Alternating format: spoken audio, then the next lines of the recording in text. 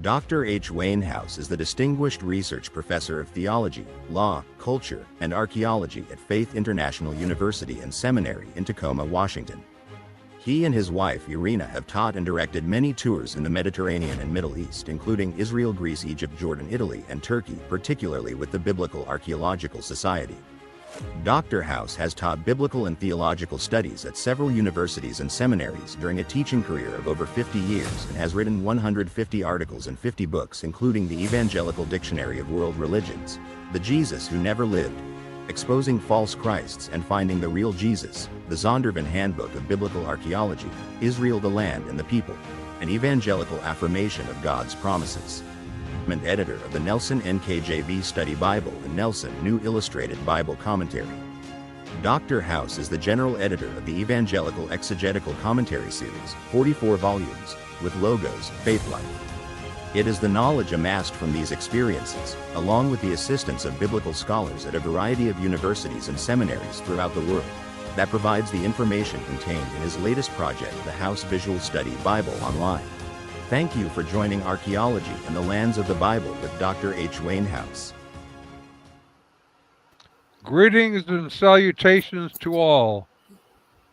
And Dr. House is in the house again. Once again. I thought I'd give it one more shot. Give it at least one more shot. Okay, I gotcha. No, this is an enjoyable time for me every week. Awesome. Well, that's good because it mostly is for us too. Besides, we like to pick on you whenever possible. I have always been picked on. I don't see why I should stop now. No, and we don't. Well, at least we don't want to lead the way in stopping it. I'll tell you that. No. Now, last week we left off with Dr. House in the baptistry. Ooh. In the shower. yeah, he's not all washed up, but he's pretty close. Well, we can start there because I think there's something important. I have a pastor friend that went with me on a trip that you're looking at here right now. And he was so impressed with this particular baptistry that was done several hundred years, after the time of Christ. It was, but I think that was in the 4th century when this was done, but I'd have to check it to be sure. But if you'll notice, behind me, there are little steps and also to the side. Mm-hmm. And these were there deliberately, obviously, for people to walk down into the baptistry. And also a place, if you'll notice the side, where a person can actually be an assistant and also the pastor or priest, whichever, who would actually perform the ceremony. Do you see one problem with this according to how people baptize today generally? Well, doesn't seem to be. Well, I guess it was deep enough, right? It depends on how you do it. Right. You ever seen people grab a guy by basically the neck or the head and the backwards, so forth, and and you go, way over like that or something like that? Dunk them, yeah. They didn't baptize that way all the time. I don't know who invented that in America. I don't know, but you can lose people that way. Yeah, you can. And you believe it or not, I have seen people get so that they actually the guy loses his grip on the person. Oof. They go under. Oh my! So this right here is a method that I tend to follow anymore when I baptize. You're familiar with yardenit? You know the term yardenit over in Israel, right at the top of the Sea of Galilee. There's a place for baptism. Sure. As the river Jordan continues to move on down to the Dead Sea. Oh yeah. And I tend to take people and instead of trying to wrestle them down, I largely just have them to go down and then up. Right. Or at the very most, their head goes over and goes back up. In other words, the main thing is immersion, not that you can tackle them to the ground.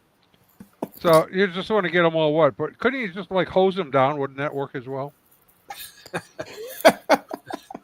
But there's also something else to be said there. This is also a place that sometimes women being baptized in the ancient church were assisted by another woman who was administering within the church as a layperson.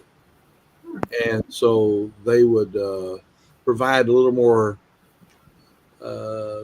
careful baptism. I'll put it. Yes. Yes. Yes. Good word. A little more modest. It was more of a modest, Yeah. So, modesty thing. so I thought I'd take the time to explain why they have it that way and the baptismal procedures over the years. Remember, the Eastern Church, the Greek Church, which is where this is, they still practiced immersion, unlike the Roman Catholic Church, which went to a sprinkling pouring approach. So, but the Greeks, I guess, because they had the word baptizo and baptisma, they knew what it meant. Instead of, just simply a ceremony, it actually was a particular process. Makes sense. Okay. Out of the water and onto the rocks. Yeah. Now, not right. So now he's no longer all wet. Now he's on the rocks. I see. Now, do you know what that is? Do you know what that is? It's a road. It's a road. You can read. That's good. I can. Road in Philippi. Oh, But it's a very important road because it goes out of the actual city of Philippi and it's close to the Agora. Everybody knows what Agora is now by Yeah. right. So it goes by the Agora. If you were to look to my right there, and it takes you around and actually is a major road that goes across the area of ultimately Thrace. And we'll talk about that in the various cities along the way from Philippi when we go to that. So Eric Piment says, take us to Macedonia and Achaia tonight. And then he follows up with, you have a lot of elbow room baptizing in a river. This one doesn't have that much room. I tell you what, though, and I am not joking on this. There have been people baptized in rivers that got to go downstream. Ooh. Wow. I am serious. It's happened. Oh, I can imagine. And so you don't go downstream in that small one. Yeah, That's true. That could be a little inconvenient. Yeah, that is Just true. Yeah. A little inconvenience, yes. Your baptismal person's like, hey, down the road. Yeah, downstream. All right. It's fine. Next. They drowned. They've just been baptized. They're going to heaven. Exactly. Like immediately. Now that's turning looking and seeing what I was seeing a moment ago. That's on the way out of there you town, go. out of Philippi. Not a trash They can. didn't have trash cans in the days of Paul.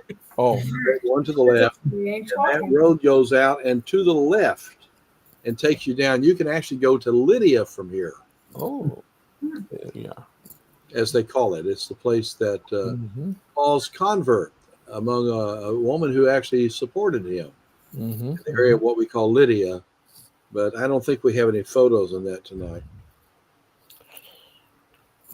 Uh-oh. Prison in Philippi. Have you ever wondered, you had who was called the Philippian jailer? Yeah. And this is what we're talking about. We're not thinking about a normal prison. It's a jail. But Paul was put there one night. Anybody know the story in the Bible? Yeah, they Paul and Silas. Yeah, Paul and Silas were in jail, and they were singing and they were praying, and then there was an earthquake, and the jailer thought, "Uh-oh, they're all going to escape us. He's going to kill himself." And Paul said, "Hold on, I got a deal for you." Sort of like that, yeah. Yeah. And he is the one that then said, "What must I do to be saved?" That's Exactly. right. Yeah. That was the deal. Pastor got it right in there. There Great. you go. Because it's a really an unusual situation there. I mean, this guy is concerned for his life, and finally, I don't know how it works in the Roman world with people that are jailers, but they went out of the jail and he got baptized. Right. Yeah. Have you ever noticed that people in the New Testament, as soon as they accepted Christ, they were baptized? Right. They didn't set it off for 6 weeks away. No, I'm serious on this. Yeah, Because oftentimes we have practices that and it disconnects a little bit, whereas it was very connected in the time of the New Testament. You had how many people that were baptized on the day of Pentecost? Well, and Dr. 3,000. House, the example of the Ethiopian eunuch. Right. I was just thinking about him. Another one. He said, "What's preventing me from being baptized right now?" That's right. Baptism was immediately connected to the statement of faith in the New Testament. For some reason, we have separated them. Yeah. And I just wonder if we should rethink all of that. There's a lot of things we ought to rethink, I'm afraid. Yeah, for sure. A lot of disconnects. My first baptism, I'll go on since this is here. This is looking inside the jail area. You can see there's a little bit more room there. And these are not elaborate. And of course, and again, in the days of Paul was probably more constructed in a better way. A lot of things take place over the centuries. Sure. But is this like one cell right there? Again, this is a picture I had taken. Oh, I took. I think there's a picture of me in front of it one place. So, but anyway, I took this picture, and I think that's all I saw there. I think I would have taken more had there been, right. If there had been more. Well, I'm just thinking about the story about the jailer. Apparently in the story, it seems like there were other prisoners as well. So. Right, there were other prisoners. Yeah. So there must have been other cells or other caves. They didn't have private cells in those. Oh, so they were all bunched together? That's a good point. Whoever said that, probably Dr. Williams. Everybody didn't get an individual cell. No TV and all that stuff. Paul and Silas were chained together. That's about it. They were just dumped in there. In you go. The comfort of the prisoners was not a major concern. Yeah, not really. Yeah. No, it was meant for pain. Good point. That's right. That's what I was thinking. That Yeah. could have fit about 5 guys there, maybe.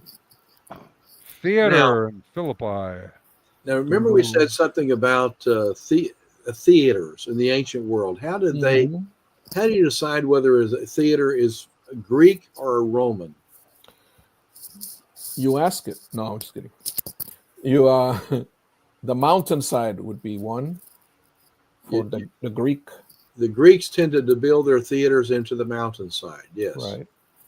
The Romans tended to build something as a structure that's set by itself, actually. Right. More freestanding. Right. There you go. Dr. House, I'd like to add something of interest. We've talked about theaters last week and this week. And when I was in Greece, I was amazed to learn that you could tell the population of the area by the seats in the theater. I think it was the number like 15% or 20% of whatever could be seated in that theater would then reflect what the whole population would be of the town. I think that's quite fascinating. Yeah, I think that's a good point. But why would they have, for example, a theater to begin with in a city? What would they do at the theaters? Entertainment. Perform plays.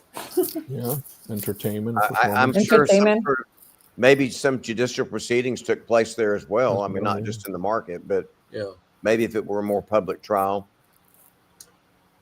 Oh. What happened the night that Paul was in a theater with in Ephesus? Well, it was a 4-hour deal where the people were screaming, "There's no God, but no goddess, but Artemis." Right. And Paul's followers begged him not to go there. It was quite a deal. And isn't that where? Oh, I can't remember. What was the name of the guy? The silversmith. Yes, who was concerned about his business. Yeah. Alexander the silversmith? No, that was the coppersmith. Oh, another Smith.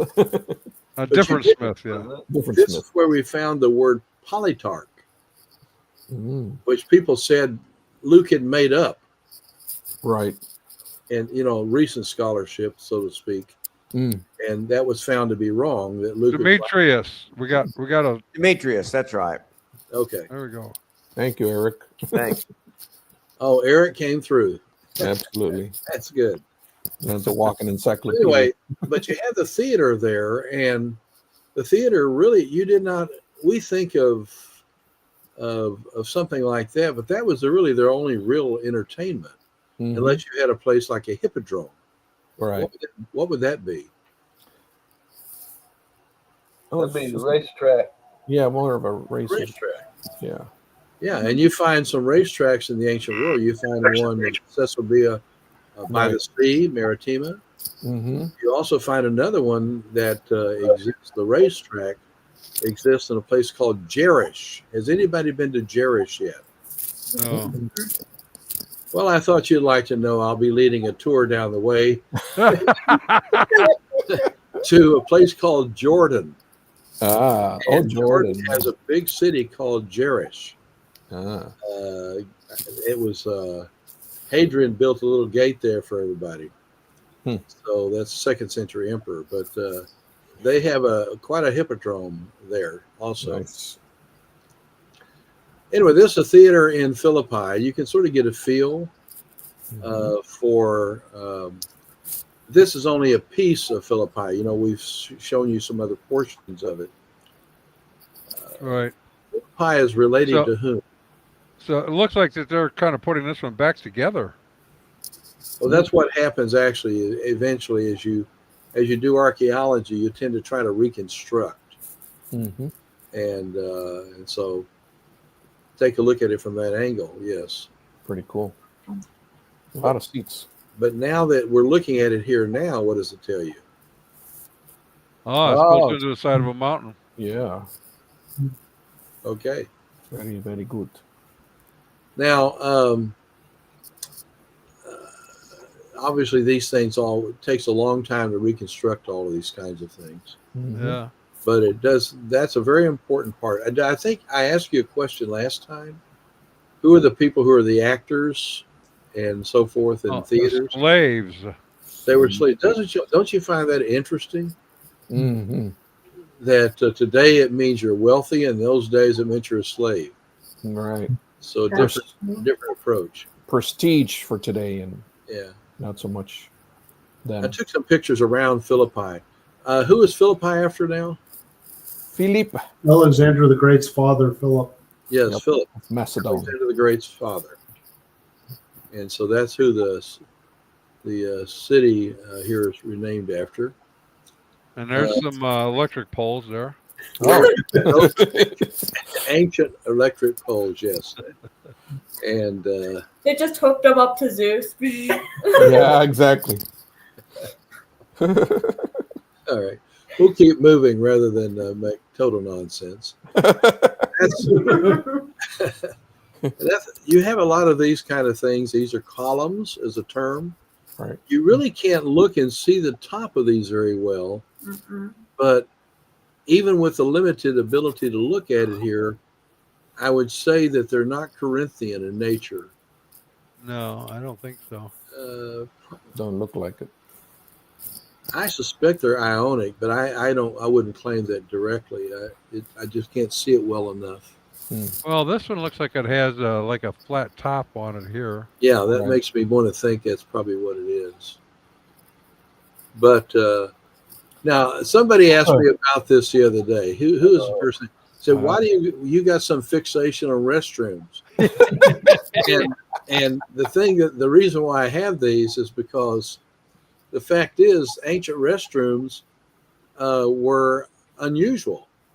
Yeah, you could say Because that. they were frequented by both male and female.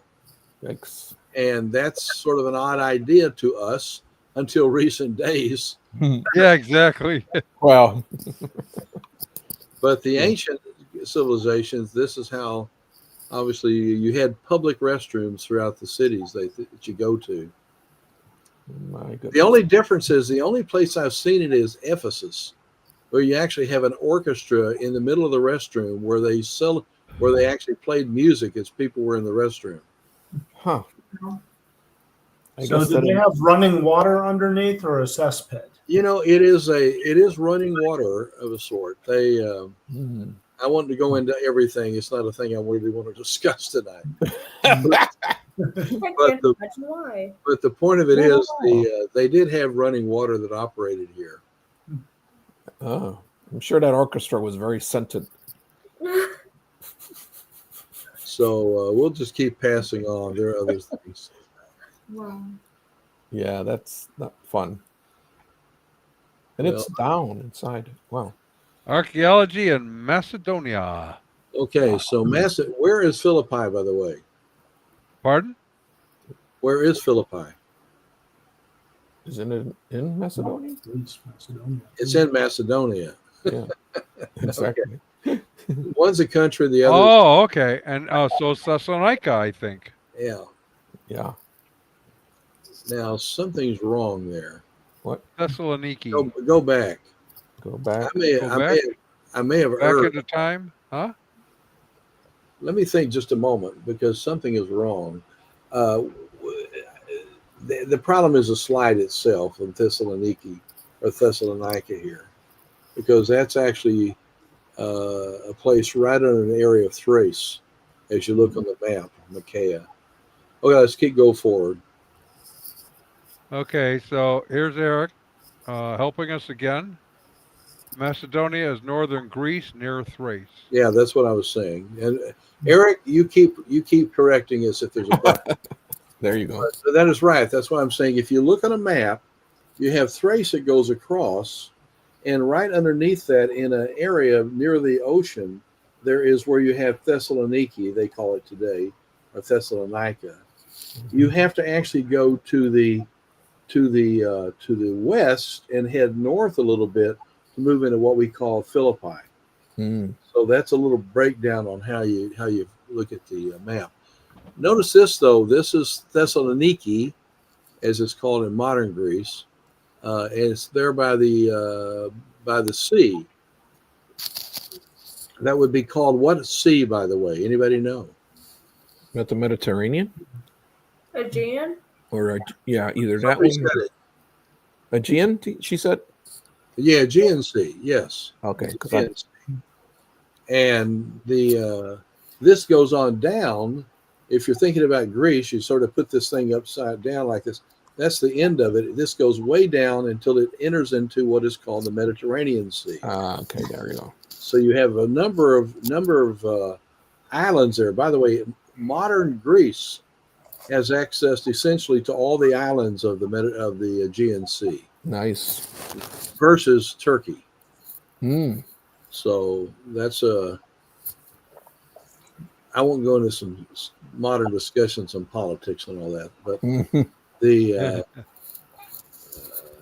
there's not a lot of stuff in Thessaloniki to look at, but there's a little bit. I think we have some, but this gives you a feel for the beauty of the city. This is modern, obviously, and the sea is gorgeous.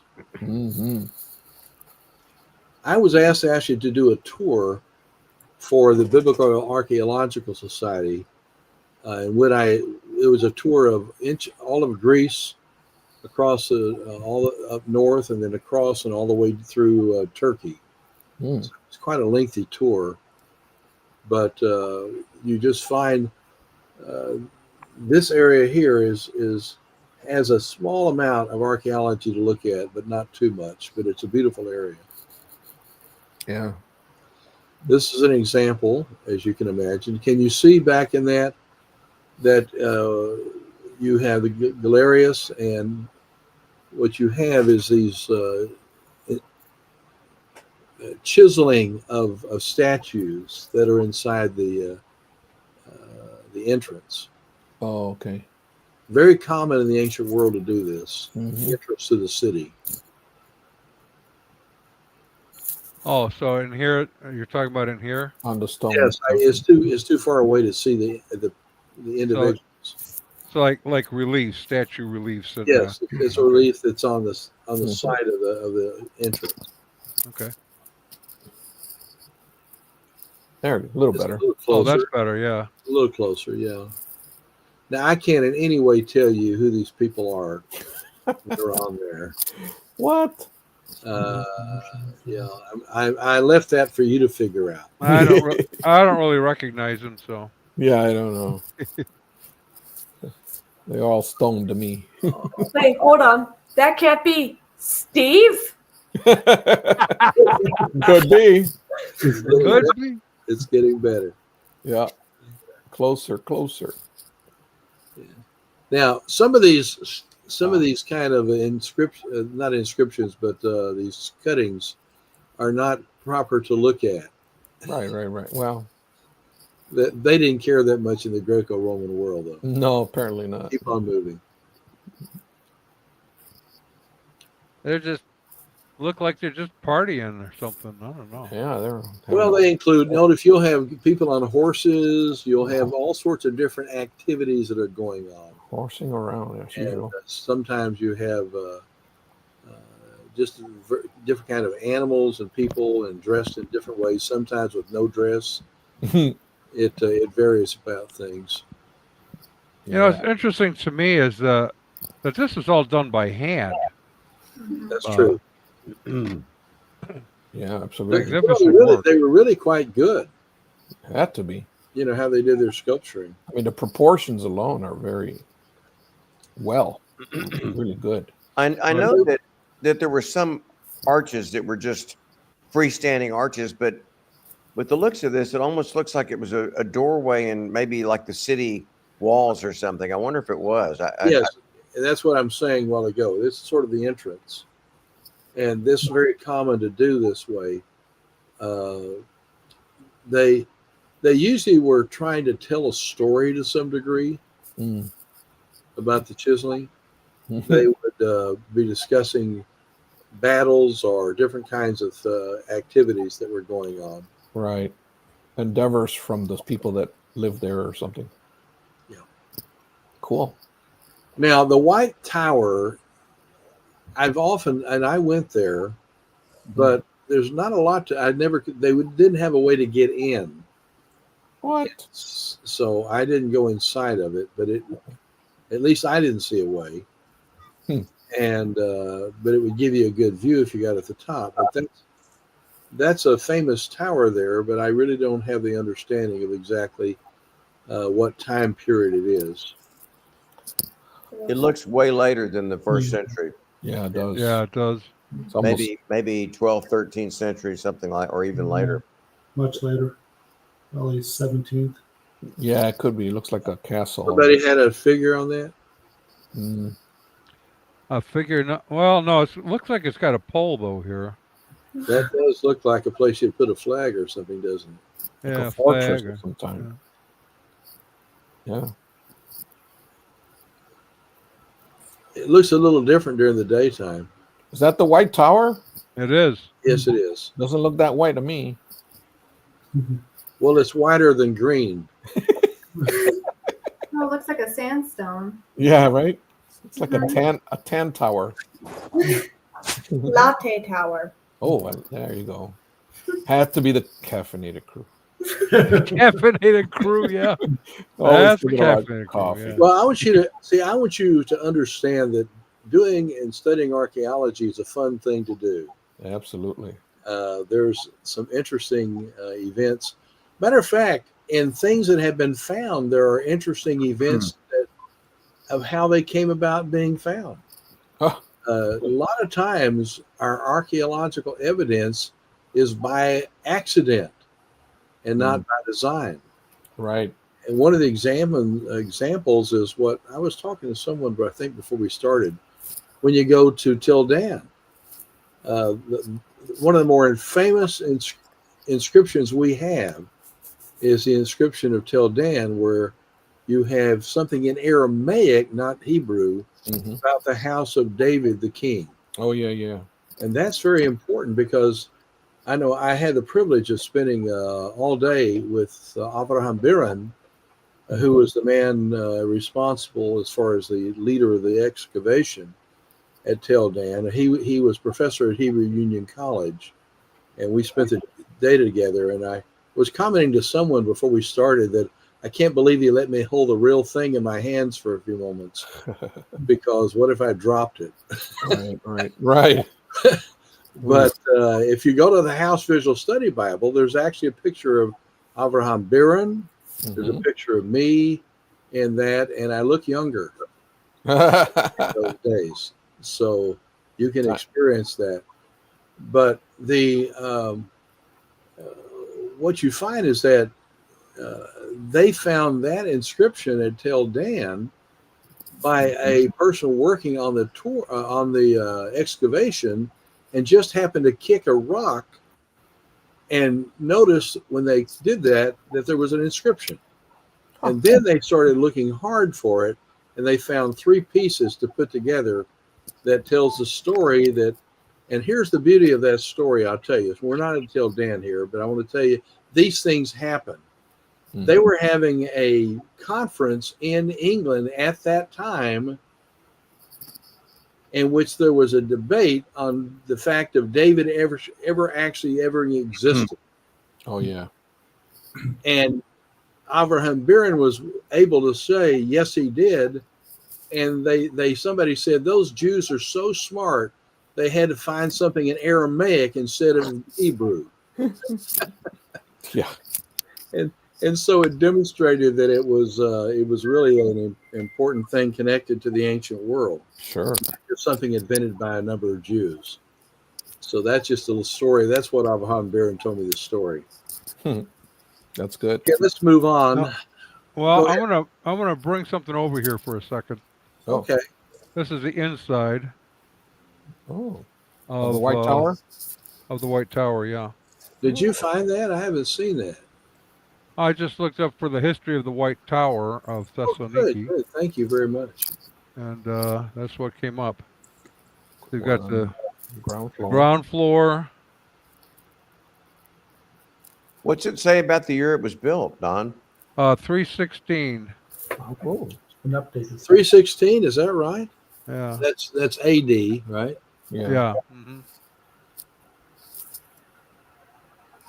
Huh. Let's see what else. Here we go. We have 6 floors and a balcony. So first floor, second floor, third floor. Why does the 3rd floor look like the Doctor Who closet but wood?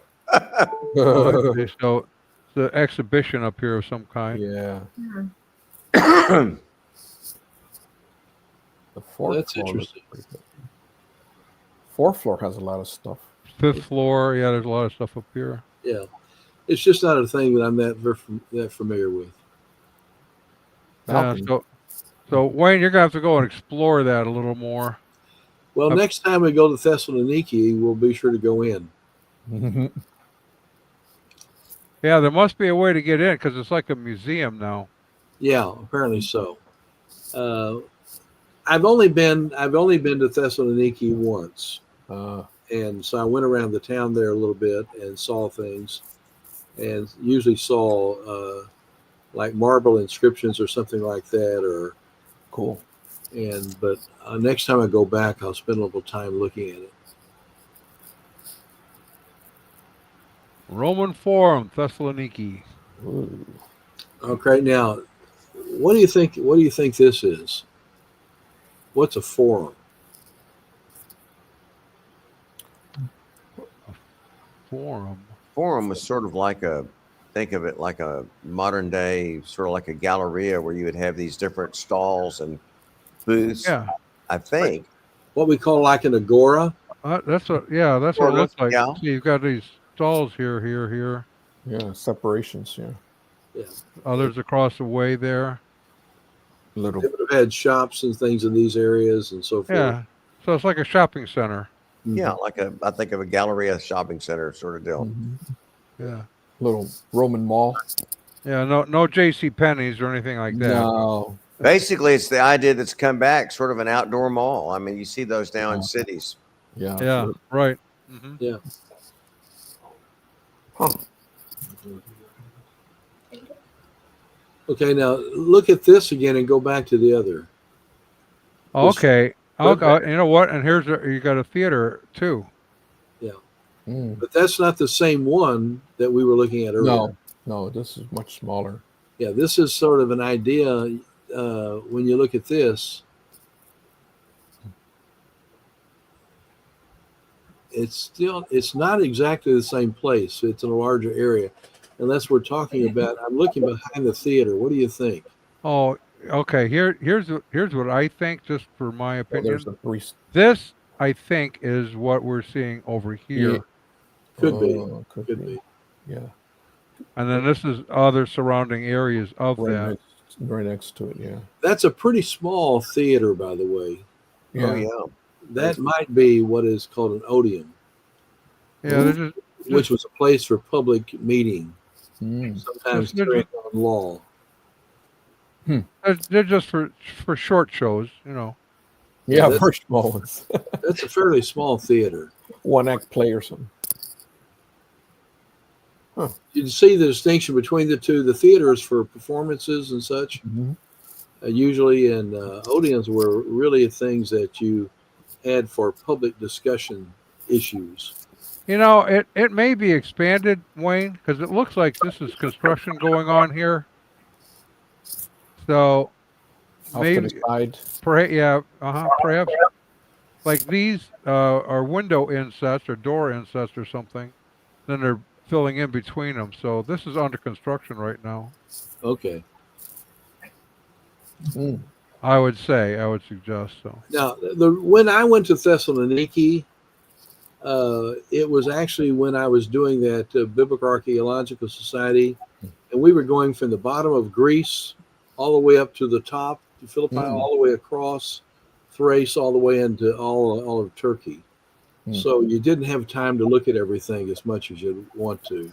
Sure. So, but that's something we'll have to explore in the future. You can see the entrances in and out, can't you? Yeah. Yeah, down the stairs. And this is, by the way, if you go to Caesarea Maritima, by the sea, built by King Herod, you'll see entrances similar to this kind of entrance. Remember, this is built not on the side of a mountainside, right? Right. This is built On site or standalone. Yeah, standalone. It's a Roman construction. Yeah. So you have a little like a theater and then shops and stuff along Stairs. running alongside. Yeah, interesting. Okay. Now you can see what a stoa is here. See the big column down the far end? Yeah. Once upon a time, there would be all sorts of these columns. Now, this is sort of fun. Anybody know any Greek? I know a Greek. He's got a restaurant. Yeah, though. I know a guy, George Gaddis is one of my former students. He's a Greek. Yeah. Stelle Thessaloniki, Kingdom of Philippi. You can check that. Thessaloniki. Can you see that? Yeah, up on top. It's a lot of A's and Yeah, the word Philippou. Philippou. Well, listen, Thessaloniki refers to the city. Right. Oh. Philippou. It's Even, not with an upsilon at the it end. even gives us a translation here. It's Philippou, just the tentative. It's the tentative Thessaloniki. case, isn't it? So it's Thessaloniki of Philip, right? Yeah. Right. Yeah, and then the Basilicon. I think that was like the fortress or the. This is the word for king. Oh, okay. Oh. So is this actually a statement about King Philip? Yeah. Pretty sure that's so. Philip. Rulers of the city. Now I can read the Greek here very well, but when they failed to find them, they dragged Jason and some brothers before the city authorities, shouting, "These men who have turned the world upside down have come here too." And Jason has welcomed them into his house and protected them. They all are saying things contrary to the decrees of Caesar, actually claiming there is another king, Jesus. They stirred up the crowd, and the city authorities have heard these things, and when they were security bail from Jason and the others, they let them go. So this is just another incident in the life of the apostles. Somebody wrote that down, huh? Wow. When you think that the apostles were always anticipating this. Yeah. And who are these people? People. It says grave still. Well, they have a grave look about them. They sure do. People who need people. People who need people. Yeah. That looks like a man and a woman, doesn't it? It could be. Does to me. I mean, not sure which is which, but yeah. You can't figure that out? Well, I think the one with more hair, probably the woman. I think the one on the right's the woman. Oh, do you? I think you're right. Oh, the features. Yeah. Okay. Now that I look at it a little bit more. I thought And the hand on the person on the left is a masculine looking hand. There you go. I think you're right. There's also something else there I think I see, but we'll keep moving. There we are. Now, Thrace is what goes across. Remember we talked about that? Mm-hmm. A little bit below that is Thessaloniki. By the way, just because of saying that, I want to mention we have been studying in our Bible study down here in Texas. We just finished recently 1st and 2nd Thessalonians, and it's this is a church that just had very limited access to Paul, but very important theology that's taught in the passages. Yeah.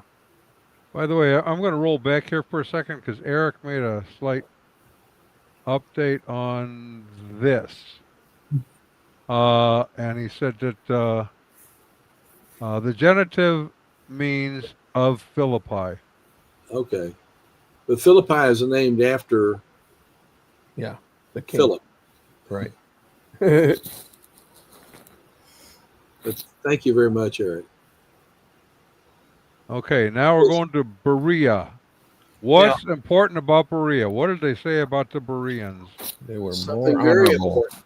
Very important. They studied the word thoroughly all the time. Before you move on, let's say something. Guess who it is that Paul got to know in Berea?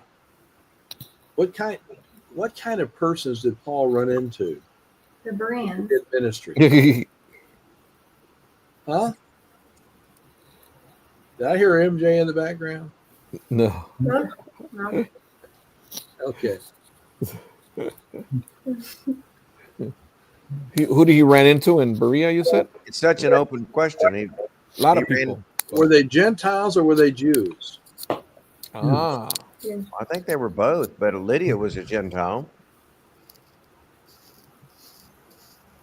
I don't know if she was. Hey, hold on. Before you say Lydia was a Gentile, why was she out there by the river? Well, because there were some faithful Gentiles.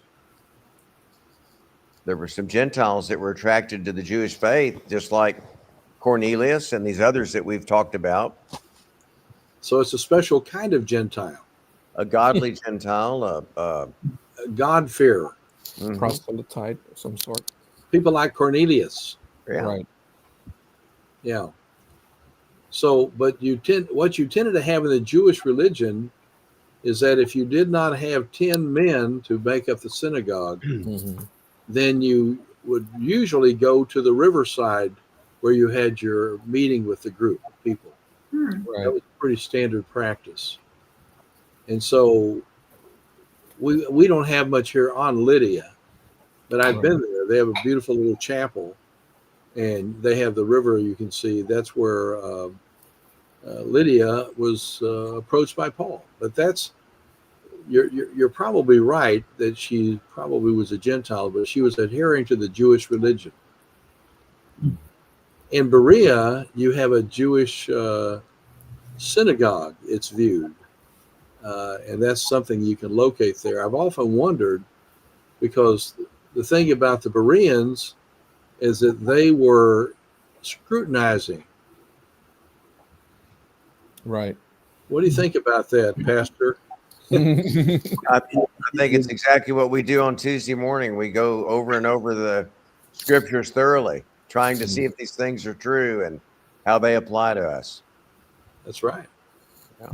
It doesn't hurt to examine, to ensure. Even the Apostle Paul was checked out. Right. Because what's the authority, Paul or the scriptures? Scriptures. Well, scripture, yeah. See, the scriptures are most important. Yeah.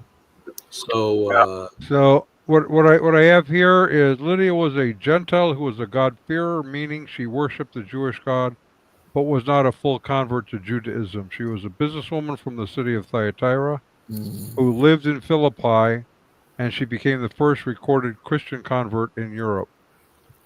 and they call people like that. They call them.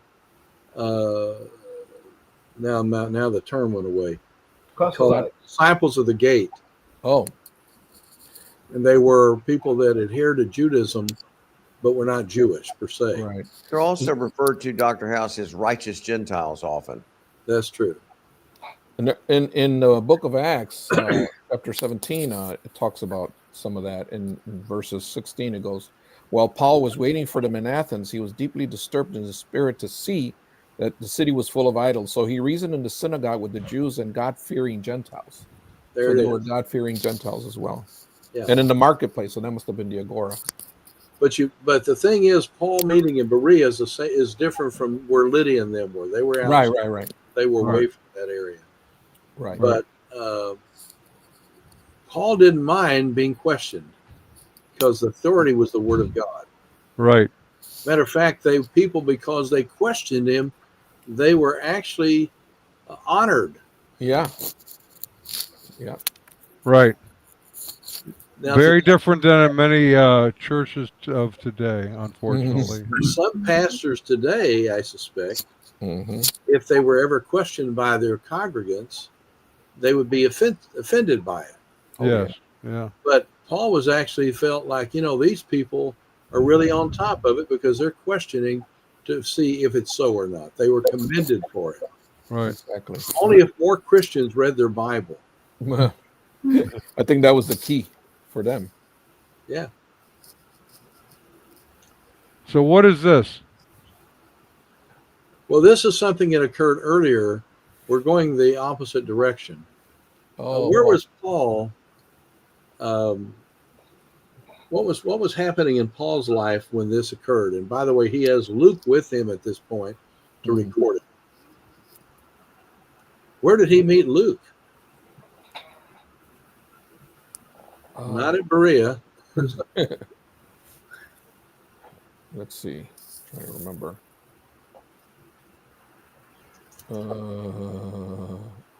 Now, I can be wrong on this. This is not something I checked out. And somebody correct me if I am wrong. Let me see. Because again, I have no concern about being found wrong if I'm wrong.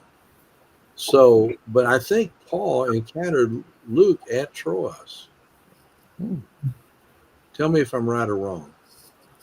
That's not the same as Troy.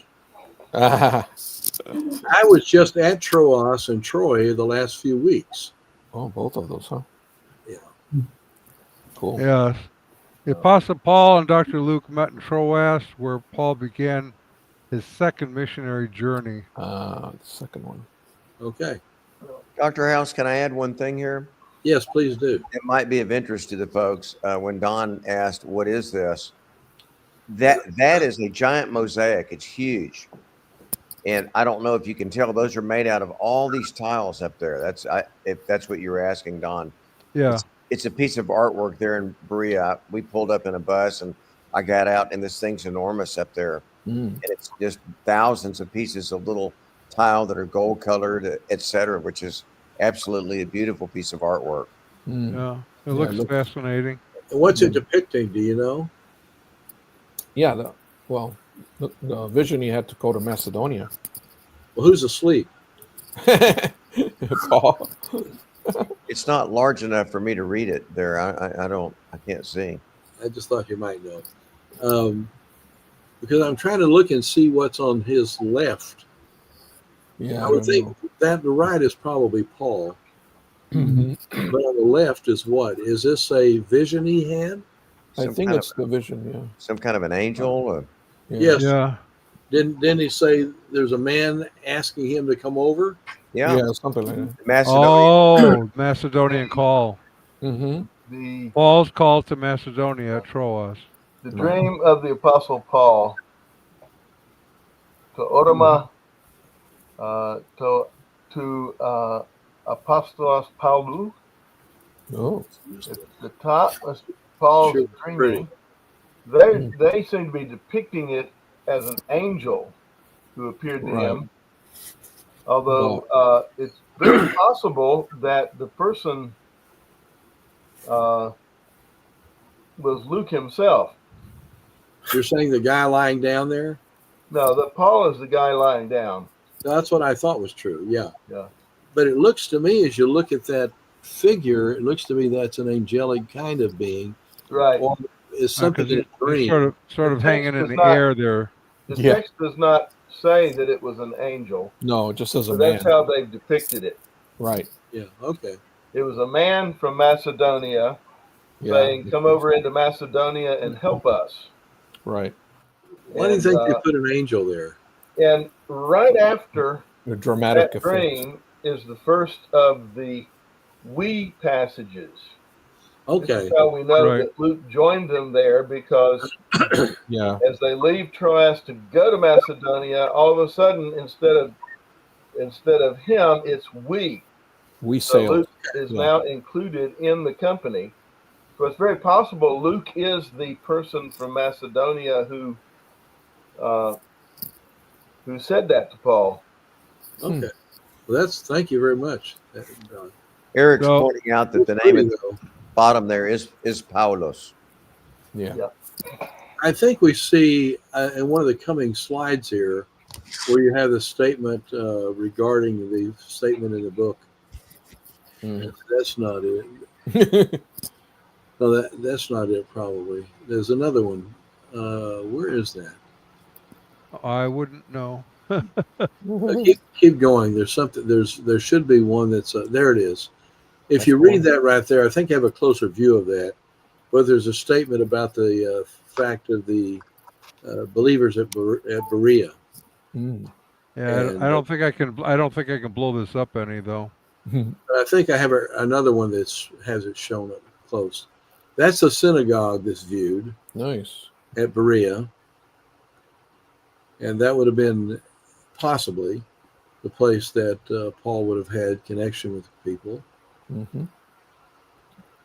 And we're getting, there's another, now there it is, that one there's we looked at. Mosaics, yeah. Uh-huh. Oh, that's okay, yeah. So there's the one on the left and one on the left right there. Yeah, okay. And then another one on the right. Maybe this Paul with Lydia, maybe, or I think so, maybe. Yeah. You think that might be it, the water? Yeah, probably. Well, she's seated there in blue. Maybe that's her. Oh, maybe. Here, maybe. Yeah. So that's after he goes to Macedonia. I don't see any writing there. Continue on. Let's go to the next one. Oh, here's what I want to see. Yeah. Apollos diatus in Berea. Edexenta ton logon metapases protumias to kathemeran anacrimamtis tas grapsas. So Paul, on the people who are in Berea, they received the word with much enthusiasm. Today, daily, to kathemeran, day by day, searching the scriptures. To see whether these things were so. Now, if you go one more slide, you'll have a translation of it too. Logos to theou enai dunamis. There you go. God is a power. But I do appreciate you doing that. I thought that was great. I thought that was very well done. I thought it was great. Yeah. I really already did it. That's really cool. You already did it. There's a translation though. Well, that they provide for people. Too late. That was fun. With all eagerness, examining this daily, yeah, to see if these things were so. Acts 17. That's a strong statement. Yeah, they translated it correctly. Yeah. There you go. Thank you, Dr. Williams. That was fun. You can verify. Appreciate it. Dr. House mentioned a men's group. We're in a men's group, and we literally wrestle with the text. It's so fun. There's maybe 10 to sometimes 20 guys, and we've done this over 25 years. And I feel like we're the Bereans in there. I mean, we spent today an hour on probably 6 verses, Dr. House, and it was great. That's awesome. Anyway, that's they're to be commended for the kind of things that they did. And of course, they are in the scriptures. More noble, more open-minded than those in Thessaloniki. They didn't beat him up and throw him out for dead. Yeah. Oh, not them. So that's a great passage of scripture. I know all of us have read it many times, I'm sure. Oh yeah, it's a very important one. Now here, hold on to that. Here we're going to talk about something. How many have ever watched James Bond movie? Which one? There's like a whole series of them. I know that. He's trying to pinpoint it by the scenery. But if you'll notice this one, oh man, there is a James Bond movie that actually has this in the background. But this is at Meteora. The whole mountain. If this is an amazing area, the only reason I point this out, this is so unusual, because awesome. When I took the group, I was talking about the Biblical Archaeological Society group. We skirted from the point of being in Athens and went up on the western portion of Greece instead of the eastern portion, which is where most people go. And we went to this area called Meteora. And when you get here, there's several of these available you look at that are built. This is like a mansion built on top of that piece of rock. And there's also real close to it a monastery that's also built that gradually was built over a long period of time, then bringing the materials up and down and up and down and up and down the hill. This is very high. It's not real short. But this was in a James Bond movie. I thought it was sort of interesting. Anybody ever remember seeing that besides me? No. I've been to Matera, but I've never seen the movie. I've been there. Okay, well you know what I'm talking about. Was it? No, it wasn't Moonraker, was it? Continue on here, but that's not. I believe that's the last one. Oh, no, I guess not. Maybe not. Yeah, I took a few pictures here. But it's just amazing, and the synagogue is synagogue's not what I'm talking. The monastery is what I mean. This is nighttime view, if you'll notice.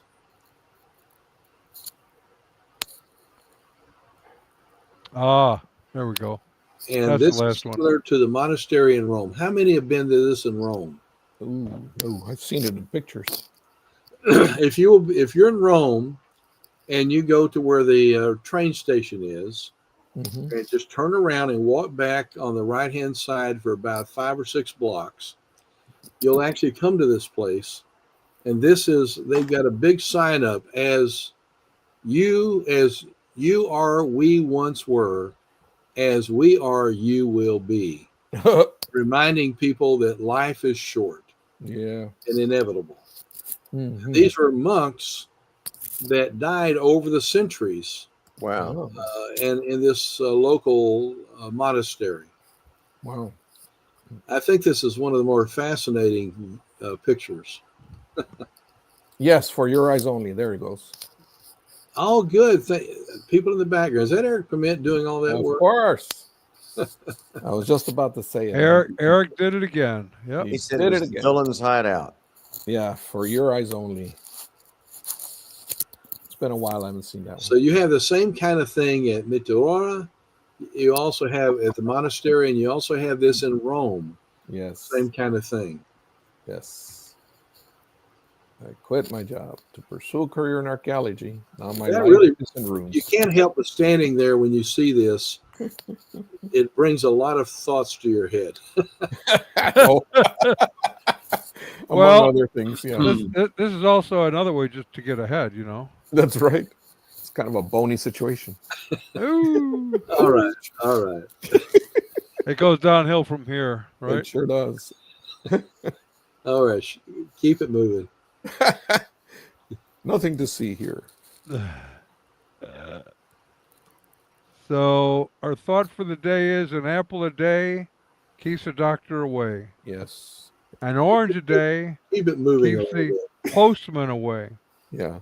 Basically, if you throw fruit at people, they go stay away. That's right. Okay. Turn the thing. He's a turn the thing.